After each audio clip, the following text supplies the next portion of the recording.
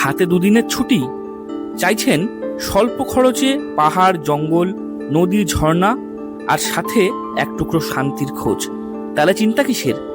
আজ আপনাদের হদিশ দেব কলকাতা থেকে মাত্র কয়েক ঘন্টা দূরে জঙ্গল পাহাড় ঘেরা এমন এক জায়গার, যেখানে পা রাখলেই আপনি প্রেমে পড়ে যাবেন প্রকৃতির। আর বাড়তি পাওনা হিসাবে সাথে পাবেন সাহিত্যিক বিভূতিভূষণ বন্দ্যোপাধ্যায়ের সেই কালজয়ী আরণ্যকের স্বাদ, যা আপনাদের ভ্রমণের উৎকর্ষতা আরো বাড়িয়ে দেবে 4 গুণ। ঘাটশিলার বিখ্যাত ফুলডুংরি পাহাড়ে দিনের শেষে সন্ধান দেব অসাধারণ এক মাটির তৈরি হোমস্টের, যার পরিবেশ আপনাকে মুগ্ধ করবে পদে পদে। মাত্র 2 দিনের ছুটিতে কিভাবে যাবেন, কোথায় থাকবেন, কি খাবেন আর কিভাবে প্ল্যান সাজালে আপনাদের ট্রিপ হবে সেরা, এই সব কিছুর উত্তর নিয়ে আসছি আজকের ভিডিওতে। চলুন তাহলে হারিয়ে যাই প্রকৃতির গভীরে।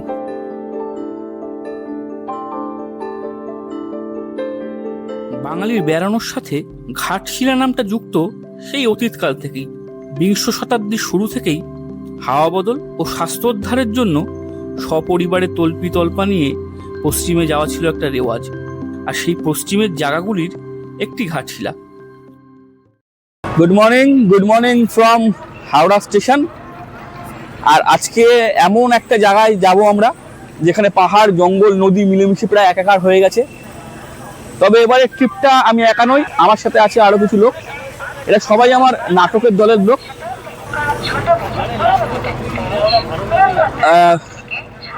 এটা হচ্ছে অভিজিৎ, গোপালদা, বুড়োদা, নন্দিদা।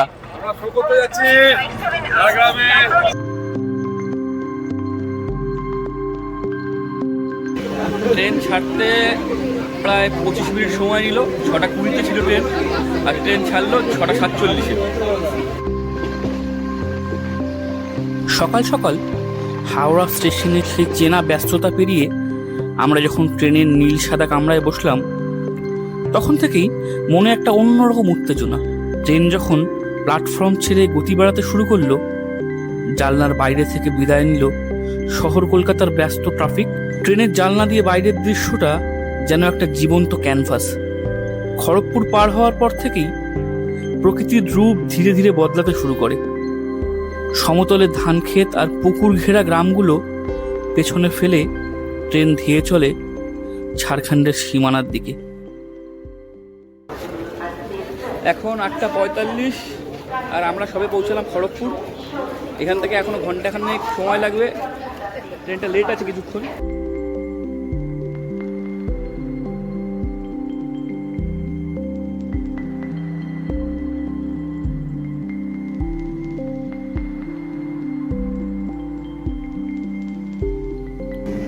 আকাশটা এখানে যেন অনেক বেশি নীল, আর বাতাস অনেক বেশি বিশুদ্ধ। সবচেয়ে ম্যাজিক্যাল মুহূর্তটা আসে ঠিক যখন ট্রেনটি ধীরে ধীরে জঙ্গলমহলের হৃদয়ে প্রবেশ করে। দুপাশে শাল, পিয়াল আর মহুয়ার বন, আর যতদূর চোখ যায় শুধু সবুজ আর সবুজ। মাটির রং বদলে যাচ্ছে, লাল মাটির পথগুলো গাছের ফাঁক দিয়ে উঁকি মারছে। আপনি লক্ষ্য করবেন ট্রেনের চাকার শব্দের সাথে পাল্লা দিয়ে জানলা দিয়ে ঢুকে পড়ছে বুনো লতাপাতার এক স্নিগ্ধ গন্ধ।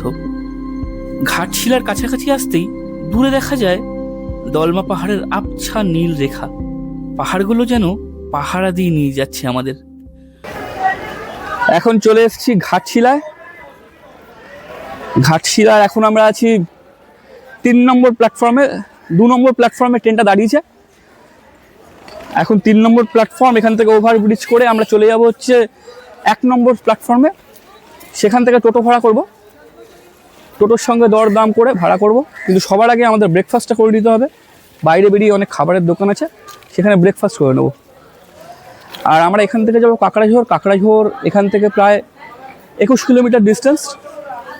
তো আগে বাইরে বেরিয়ে ব্রেকফাস্টটা করে তারপর একটা অটো ভাড়া করতে হবে। হ্যালো, এই যে গোপালদা, আমরা নেমে গেছি।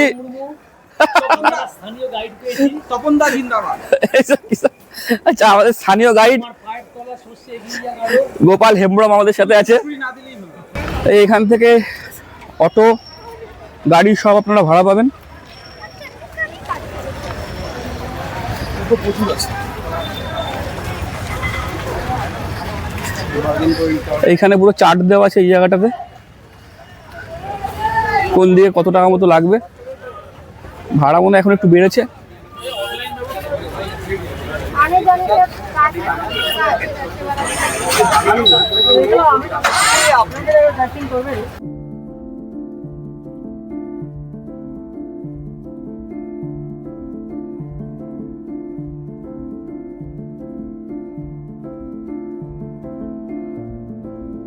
আমরা ব্রেকফাস্ট করে নিলাম ডিম টোস্ট আর কিছু সিদ্ধ ডিম, কারণ ট্রেনে আমরা কিছু টুকিটাকি খাবার খেয়েছিলাম।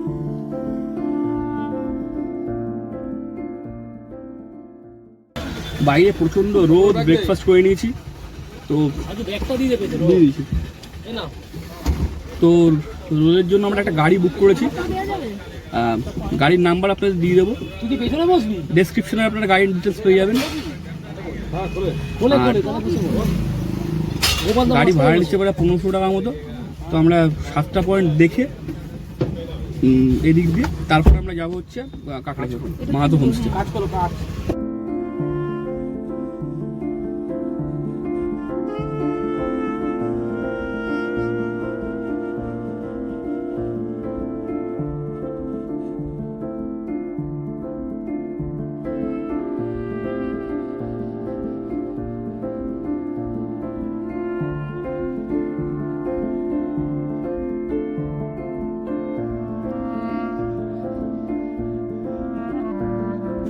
গাড়ি নিয়েছে আমাদের 1500 টাকা মতো ভাড়া।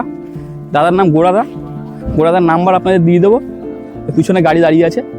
আর এখন আমরা চলে এসেছি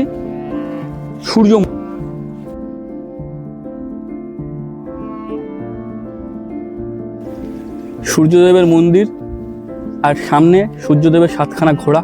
তবে এখানে সব থেকে যেটা আকর্ষণীয় সেটা হচ্ছে এই সুবর্ণরেখা নদী। এই সূর্য মন্দিরের পাশে এই ঘাটটি অতি সুন্দর, চারদিকে সাদা এবং হলুদ কত বনজ ফুল ফুটে আছে, হরেক রকমের প্রজাপতি চারদিকে ঘুরছে।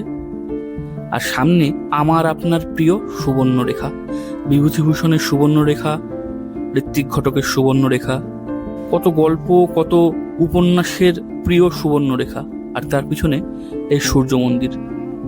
নদীটি বর্তমানে রক্ষণাবেক্ষণের অভাবে একটু খারাপ অবস্থাতেই আছে। গরমের শুরু বলে জলের স্তরটা অনেক নিচে আছে, কিন্তু বর্ষার সময় এ নদী এক ভিন্ন রূপ নেয়। সূর্যদেবের মন্দিরে 7 রঙের 7 ঘোড়ার রথ সূর্যদেব টানছেন, আর ভেতরে গর্ভগৃহে রয়েছে সূর্যদেবের মূর্তি।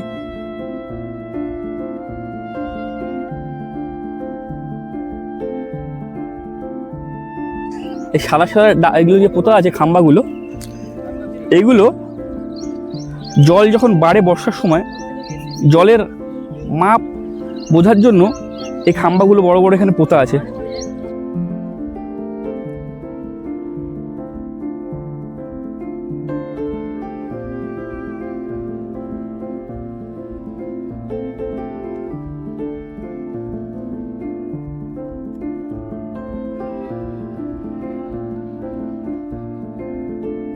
এখান থেকে আমাদের পরের গন্তব্য ঘাটশিলার রাজবাড়ির সুবর্ণরেখা নদীর ঘাট। এই জায়গাটার নাম হচ্ছে রাজবাড়ি রিভার ভিউ পয়েন্ট। স্টেশন ছাড়িয়ে রাজবাড়ির রাস্তা, তবে রাজবাড়ি আজ শুধুই প্রাচীন পরিত্যক্ত প্রাচীর ঘেরা এক বাড়ি। প্রাচীরের পাশের রাস্তা দিয়ে পৌঁছে গেলাম সুবর্ণরেখার পাড়ে। এখন শীতকালের শেষ বলে জল অনেকটা নেমে গেছে, এই পাথরগুলো উপরে উঠে এসছে। এই সময় নদীতে কম জল, জায়গায় জায়গায় চড়া জেগে উঠেছে। নদীবক্ষে প্রস্তর খণ্ড, নদীর ওপারে নীল পাহাড়ের সারি, নদীর জলে দ্বীপ্রহরে স্নান ও কাপড় কাচা চলছে। এই মুহূর্তে রয়েছি ঘাটশিলায় সুবর্ণরেখা নদীর উপরে, আর এই জায়গাটাকে বলা হয় রাজবাড়ির রিভার ভিউ সাইড। এখন শীতকালটা শেষের দিকে, বসন্ত আর গরমের মাঝামাঝি একটা জায়গায়, তো জলটা একটু কম আছে, আর চারদিকের যে পাথরের চূড়াগুলো ওগুলো উঁচু হয়ে রয়েছে। একটা অদ্ভুত সুন্দর একটা দৃশ্য তৈরি হয়েছে। দেখুন আপনারা, দেখুন ওই জায়গাটা, দেখুন সামনের জায়গাটা, পাথরগুলো উঠে আছে, লোক নেই। আর এখানে হোগলা বন, প্রচুর লোক চান করছে এখানে স্থানীয়রা। অসাধারণ জায়গা।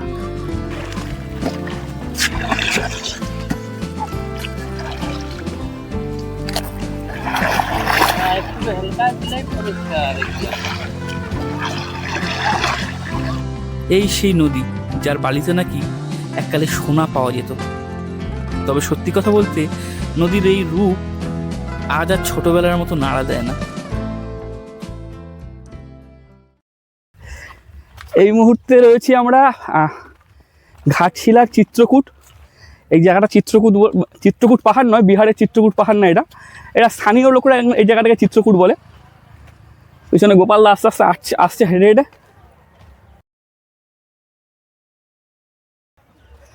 সামনে একটা দারুণ ভিউ পয়েন্ট আছে, কিছুটা হেঁটে উঠতে হয়, ব্যাস এইটুকুনি। উপর থেকে একটু ঘাটশিলার ভিউটা দেখা যায়, বেশি না, এইটুকুনি উঠতে হয়। উপরে একটা মন্দির আছে ছোট, আর চারদিকে পাথরগুলোকে সাদা রং করে রেখেছে।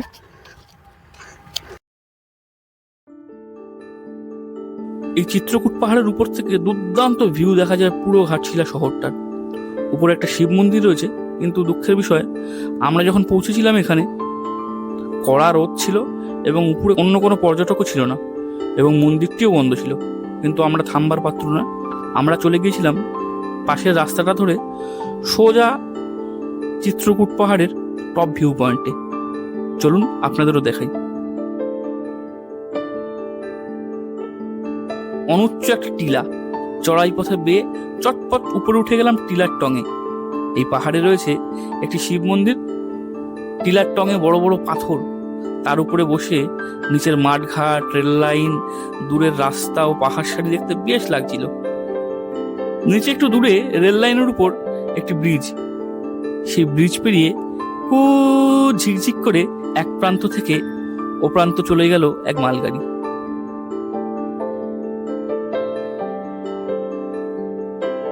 এই উপরটা থেকে পুরো ঘাটশিলাটা দেখা যাচ্ছে, ঘাটশিলা। আর এইদিকে দেখা যাচ্ছে ছোটনাগপুর মালভূমি রেঞ্জটা, দেখুন আচ্ছা দেখা যাচ্ছে। অসাধারণ জায়গাটা, শীতের সময় এলে আরও সুন্দর লাগে। আর এই বসন্তে দেখুন চারদিকে সব আস্তে আস্তে সবুজ হচ্ছে, হালকা সবুজ রং নিয়েছে প্রকৃতি।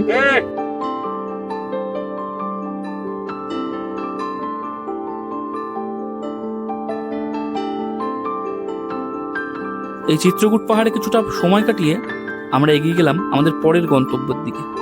আমাদের পরের গন্তব্য ঘাটশিলার বিখ্যাত রঙ্কিনী মাতার মন্দির।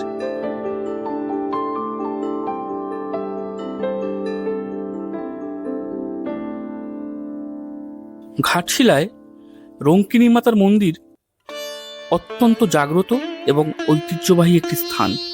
ঘাটশিলায় রঙ্কিনী মাতার মন্দির শুধু পর্যটকদের জন্য নয়, ধর্মপ্রাণ মানুষদের কাছে এক পরম আস্থার জায়গা। জনশ্রুতি অনুযায়ী এই মন্দিরের ইতিহাস কয়েকশো বছরের পুরনো।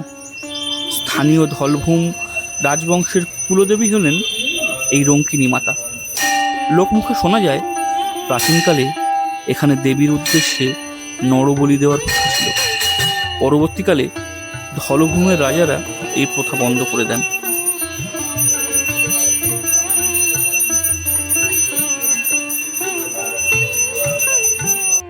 পাশে একটি রাধাকৃষ্ণের খুব সুন্দর মন্দির আছে এবং বাইরে অনেক দোকানপাট রয়েছে। আপনারা চাইলে এখান থেকে পুজোর সামগ্রী কিনে ভিতরে পুজো দিতে পারেন। আমরা কিন্তু ভিতরে পুজো দিয়েছিলাম।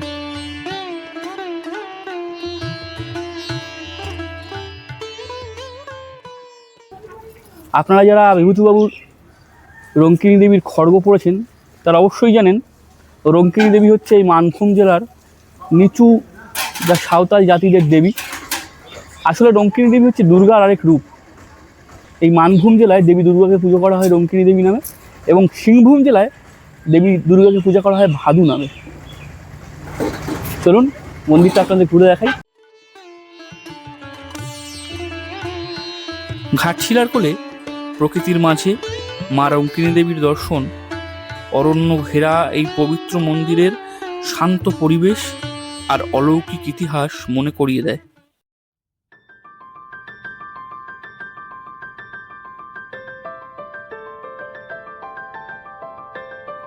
তবে ঘাটশিলায় আমার সব থেকে ভালো লাগলো এই ঘাটশিলার রাস্তাগুলো, ঝা চকচকে অসাধারণ রাস্তাগুলো। দেখুন এই রাস্তাটা, এখান থেকে সোজা তাকালে টানা 2 কিলোমিটার দেখা যাচ্ছে। আর ওই দূরে বিখ্যাত ফুলডুংরি পাহাড়, বিভূতিবাবুর স্মৃতি বিজড়িত ফুলডুংরি পাহাড়। এখন এসছি ঘাটশিলার বিখ্যাত ফুলডুংরি পাহাড়ে। এই ফুলডুংরি পাহাড়ের উপরে উঠছি এখন।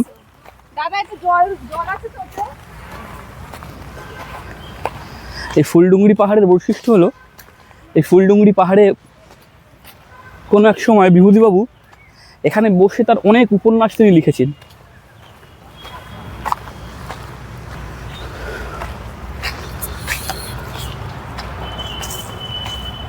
গেছিলে উপরে, ঘুরে আসছো? ভালো লেগেছে? বাহ, ভেরি গুড। একটু খাড়াই আছে। শালের জঙ্গলের মধ্যে দিয়ে পাগডন্ডি পথ উঠে গেছে টিলার মাথায়। উপরে উঠতে উঠতে চোখে পড়ে নিচের গ্রাম, রাস্তা, মাঠঘাট আর দূরের পাহাড় সারি। স্থানীয় মানুষরা এখানে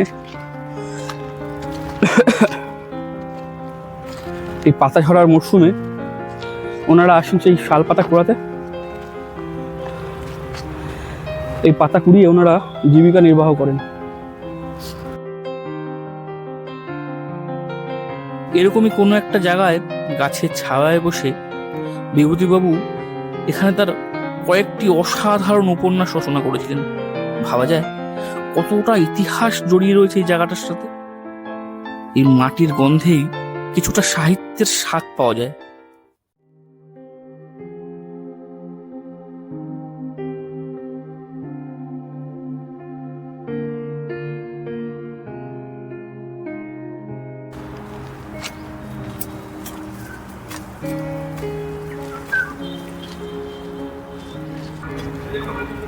এই ফুলডুংরি পাহাড়ের মাথায় দেখুন, এই বড় শাল গাছটার নিচে স্থানীয় দেবদেবীর পুজো হয়। কি নাম আমি জানি না।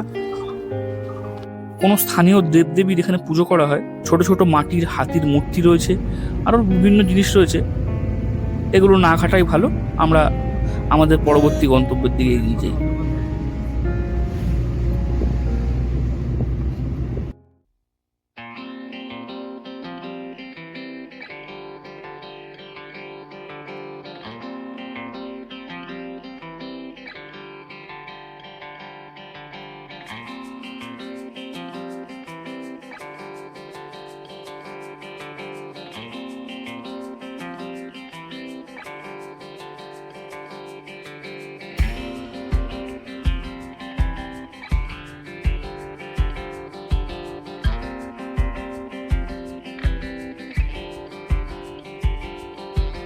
কি অসাধারণ রাস্তাগুলো দেখুন, আর সামনেরই বাড়িটি দেখুন, কি দারুণ।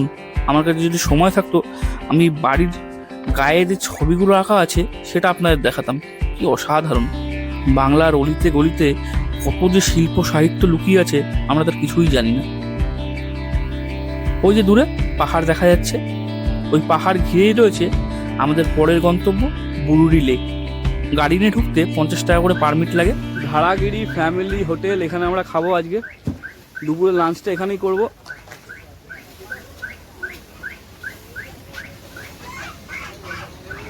দেশি চিকেন থালি 250, ফিশ থালি 120, এগ থালি 100, ভেজ থালি 70, নর্মাল চিকেন থালি 170। চলুন, সব রকমের কোল্ড ড্রিঙ্কস সবই পাওয়া যায়। আর এদিকেরটা দেখুন, বসন্ত ছোঁয়া লেগেছে পাহাড়ে, চারদিকটা পুরো সবুজ হয়ে রয়েছে, অসাধারণ লাগছে।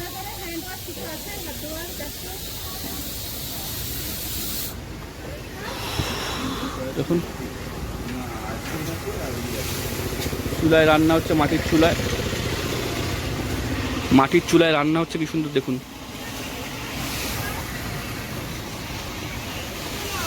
এখানে সুন্দর বসার জায়গা আছে।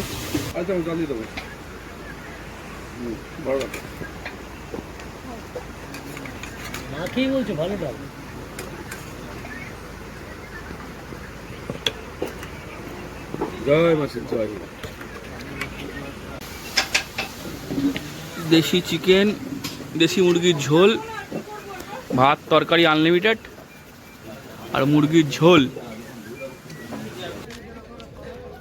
এই মুহূর্তে রয়েছি বুরুডি লেক, আর আমার পিছনটা একবার দেখুন। বসন্ত শেষে প্রকৃতি সবুজ রঙের চাদর গায়ে দিয়েছে, কি অসাধারণ লাগছে দেখুন একবার। এখান থেকে বোটিং, এটা হচ্ছে বোটিংয়ের জায়গা, এখান থেকে বোটিং করতে পারবেন আপনারা। পার পার্সন 100 টাকা করে লাগে। বেশ নিরিবিলি পরিবেশ, শুধুই পাখির ডাক চারদিকে। ঘাটশিলা থেকে মাত্র 8 কিলোমিটার দূরে এই লেক অবস্থিত। আমার কাছে ঘাটশিলার সেরা আকর্ষণ।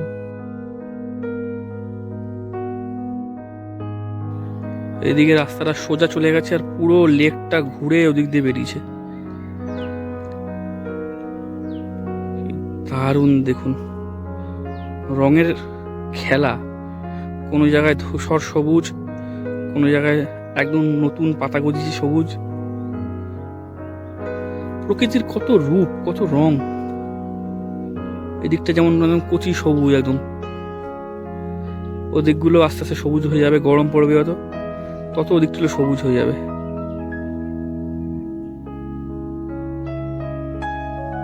বুরুডি লেকের পাশ দিয়ে পাহাড় বেয়ে রাস্তা উঠে গেছে ধারাগিরি জলপ্রপাতের দিকে।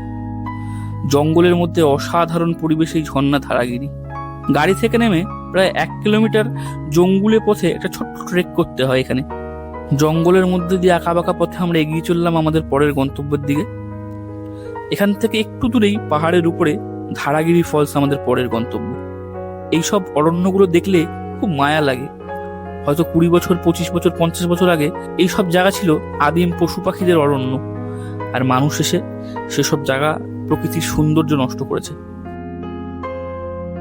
এই যে সামনে বসে আছে দিদির নাম রানীদি। এখানে কিন্তু আপনাদের গাড়ি থেকে নেমে একজন করে গাইড নিতে হবে। 70-80 টাকা তাদের চাহিদা, এইটুকুনি, খুবই সামান্য চাহিদা। এনাদের জীবন খুবই সংঘর্ষময়। এখন যাচ্ছি আমি ধারাগিরি ওয়াটারফলস দেখতে। ওই পাহাড়ের উপরে পিছনে গাড়ি পার্কিং করে আমরা যাচ্ছি, আর সাথে রয়েছে আমার রানীদি, আমাদের গাইড।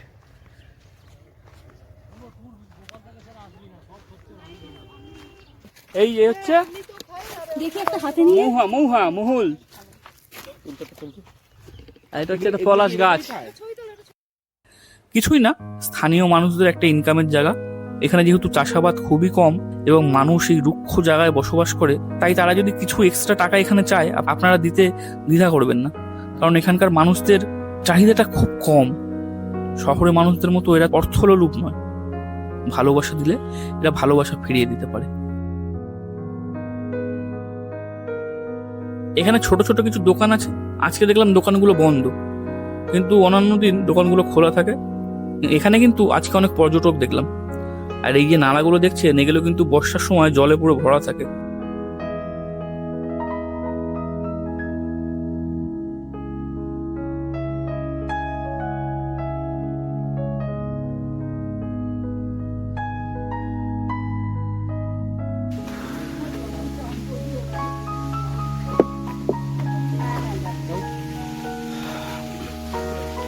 অনেকটা রাস্তা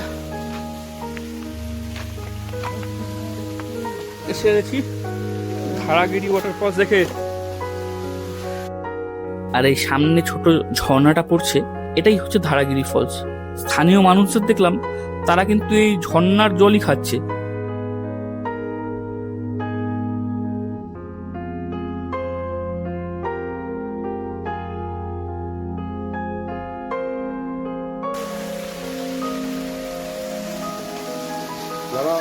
হয় নেগেটিভ, তারা ভরসা থাকে, এই ভরসা থাকে।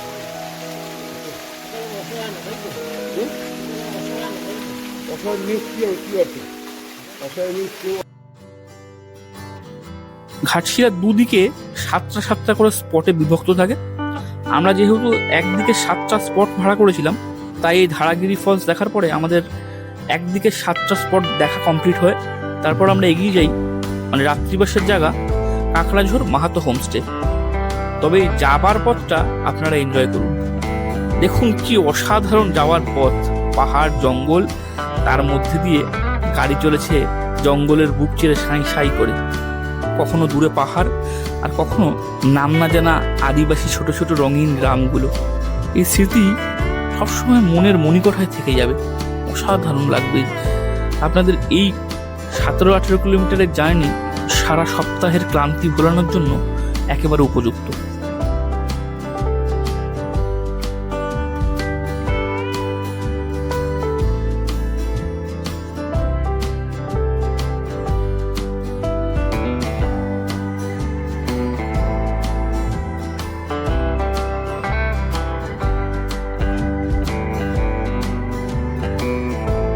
এই হচ্ছে কাঁকড়াঝোড়ের মাহাতো হোমস্টে, ফোন নাম্বার দেওয়া রইল। এটি কিন্তু কাঁকড়াঝোড়ের সব থেকে পুরনো হোমস্টে এবং জনপ্রতি 3 বেলার খাবার নিয়ে মাত্র 800 টাকা লাগে এখনো। আর এটা হচ্ছে এই কাঁকড়াঝোড়ের সব থেকে পুরনো হোমস্টে।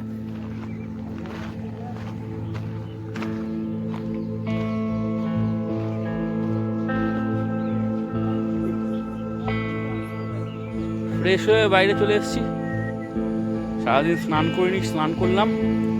আর এই আমার পিছনে হচ্ছে মাহাতো হোমস্টে।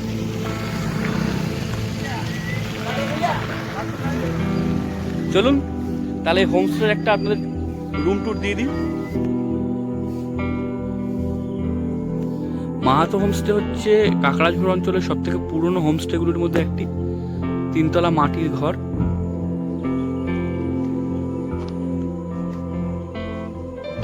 আর এইদিকে একটা হোমস্টে রয়েছে, এই হোমস্টেটার নাম হচ্ছে চারমূর্তি হোমস্টে। এই যে কাঁকড়াঝোড় লেখা আছে এখানটা দেখুন, মাইল ফলক কাঁকড়াঝোড়। আর এই দিক দিয়ে চলে গেলে এদিক দিয়ে যাওয়া হচ্ছে ড্যাম, মহাদেবের মন্দির, মহাকাল মন্দির, যেটা এদিক দিয়ে যেতে হয়। এই দিক দিয়ে রাস্তা দিয়ে যেতে হয়। এটা কালকে সকালে যাবো, আজকে ক্লান্ত হয়ে গেছে সারাদিন ঘুরে। কালকে সকালে আপনাদের নিয়ে যাবো এদিক দিয়ে হেঁটে। এই দেখুন এদিকে দোকানপাট আছে। আমি আগের বার যখন এসেছিলাম এই দোকানপাটগুলো ছিল না, এখন একটু ডেভেলপড হয়েছে। এই বিল্ডিংটা নতুন উঠেছে, দেখুন এখনো কি সুন্দর মাচা রাখা আছে এখানে। এই যে কি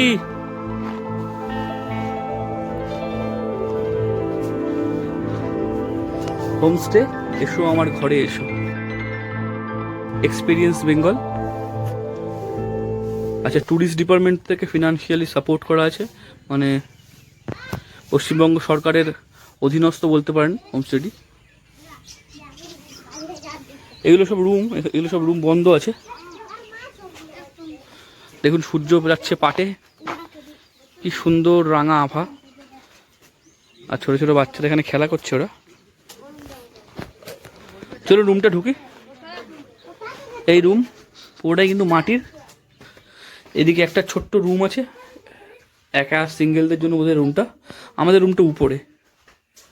চলুন দেখুন এরকম মাটির সিঁড়ি উঠে গেছে উপরে।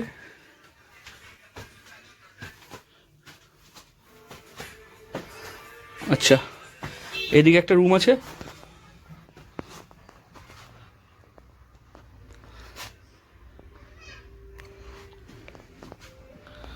আর ওদিকে একটা রুম আছে, ওইটা পরে দেখাচ্ছি, আগে চলুন এটা দেখিনি।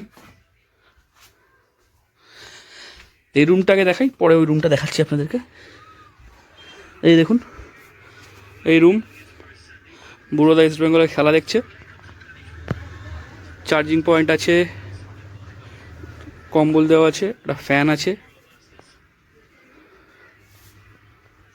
আর এই হচ্ছে শোয়ার জায়গা। এখানে কিন্তু বেড খাট নেই, মেঝেতেই শুতে হয়। জাজিম পাতা আছে, এখানে মেঝেতেই শুতে হয়। এই যে জানলা, জানলা দিয়ে হোমস্টের বাইরেটা ভালো সুন্দর দেখা যায়। আর ওই রুমটাই, এটা একটা পাশে যে রুমটা আছে ওই রুমটা হচ্ছে মাঝখান থেকে একটা দরজা। এই দরজাটার ভিতর দিয়ে ঢুকলেই আর একটা রুম। এই রুমটা একটু বড়, বাথরুম ওটা। একটা সুন্দর আয়না রাখা আছে এখানে, ফ্যান আছে। আর এই হচ্ছে এখানকার শোয়ার জায়গাটা, সুন্দর। এই রুমটা এই দরজা দিয়ে ঢুকলে ওই যেটা এন্ট্রি পয়েন্ট ছিল সেম, এটা বাথরুম। চলুন ওই রুমের বাথরুমটা আপনাদের দেখিয়ে দিই কেমন, বাথরুমটা কেমন।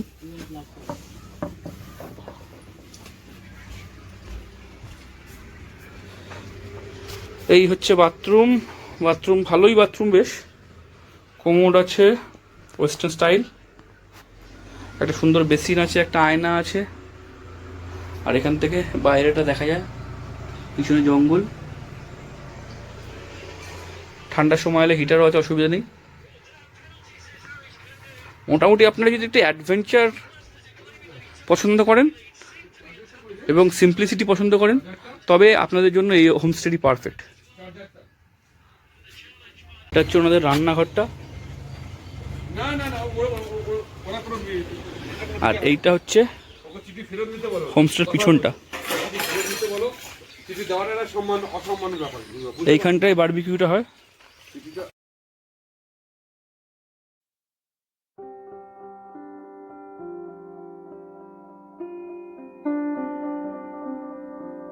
দেখুন পিছনটা পুরো জঙ্গল।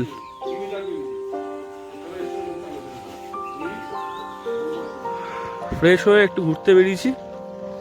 আর দেখুন আমার সামনে একটা হোমস্টে, আর একটা নাম হচ্ছে ইষ্টি কুটুম, ফোন নাম্বার দেওয়া রয়েছে। আর হোমস্টের সামনে দেখুন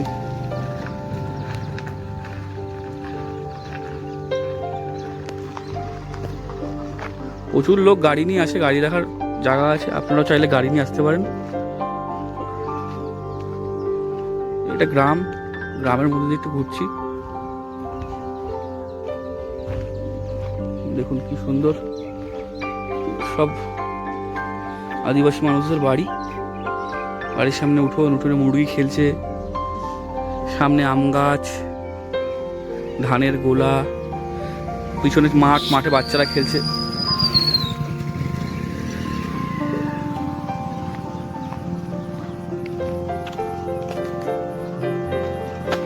কি সুন্দর দেখুন, প্রত্যেকটা বাড়ি রং করা। ঘরের সামনে ছোট ছোট চাষ করেছে, মুরগি পুষছে।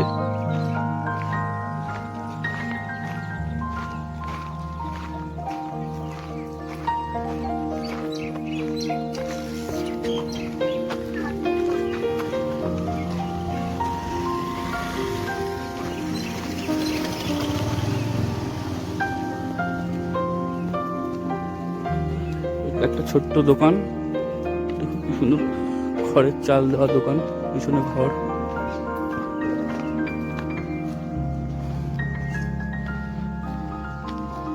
এটা একটা 3 মাথার মোড়, দেখুন কি দারুণ জায়গাটা, একটা বড় গাছ। আর এই বেটা পদে পদে ঘুরে বেড়াচ্ছে তখন থেকে, গোপালটাকে ভালোবেসে ফেলেছে।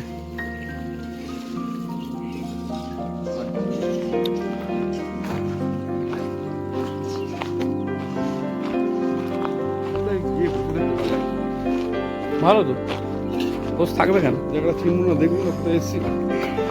বাইক নিয়ে গাড়ি নিয়ে আসতে হয়, বাইক নিয়ে গাড়ি নিয়ে এলে এইসব জায়গাগুলো খুব এক্সপ্লোরেবল। দেখুন গোবর দিয়ে কি সুন্দর উঠোন লেপা হচ্ছে, দড়ি বানানো হচ্ছে। দেখুন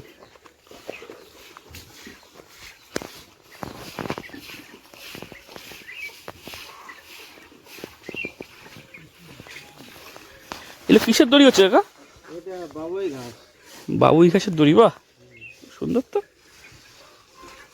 আগে তো পাক দিতে হবে। হ্যাঁ আচ্ছা আচ্ছা, এইভাবে হবে, এই যে খাটিয়া যেমন। ও আচ্ছা, খাটিয়ার দড়িগুলো হবে।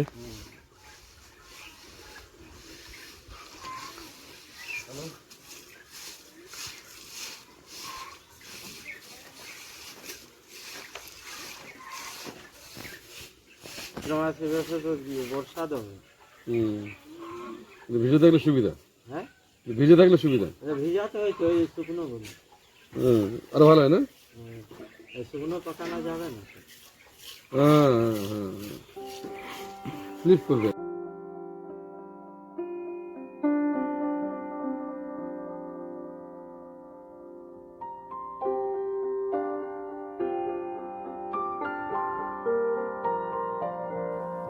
কি সুন্দর একা একা খেলা করছে। ওকে আমি ডাকলাম দুবার, ও আমার হাতে ফোন দেখে একটুখানি ভয় পেয়ে গেছিল প্রথমে, কিন্তু তারপরে আমাদের বন্ধুত্ব হয়ে যায় খুব সুন্দর।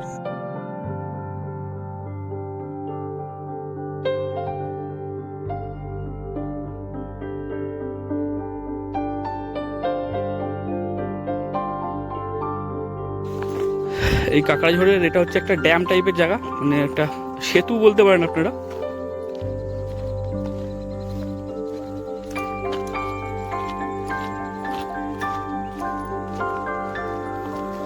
আর সামনে দেখুন সুবৃহৎ বনস্পতি, কি বিশাল।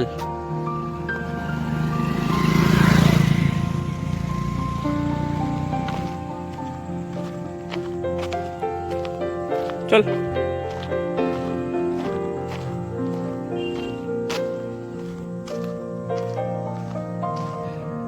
এই দেখুন, এখান থেকে আমলা শোল 3 কিলোমিটার, ময়ূর ঝর্ণা 2 কিলোমিটার, আম ঝর্ণা 2 কিলোমিটার, ঘাটশিলা 24 কিলোমিটার। বিনপুর পঞ্চায়েত সমিতির আন্ডারে এদিকে একটা রাস্তা চলে গেছে, আর এইদিকে রাস্তাটা হচ্ছে আমাদের হোমস্টে।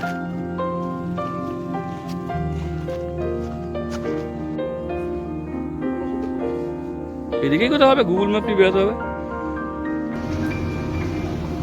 এই একটাই বাস সকালবেলা 9টার সময় ছাড়ে, আর এই বিকালবেলা আসে।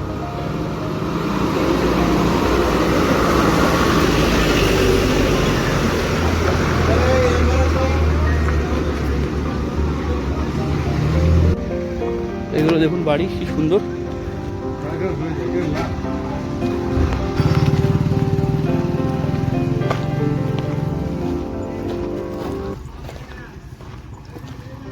এখন বারবিকিউ শুরু হবে, বারবিকিউ চিকেন খাবো। সবাই এক জায়গায় বসেছি দেখুন, এই বেশ বসার অ্যারেঞ্জমেন্ট হয়েছে, আর এখানে বারবিকিউ হবে। আর গোপালদা স্পেশাল খাটিয়ায় বসে আছে।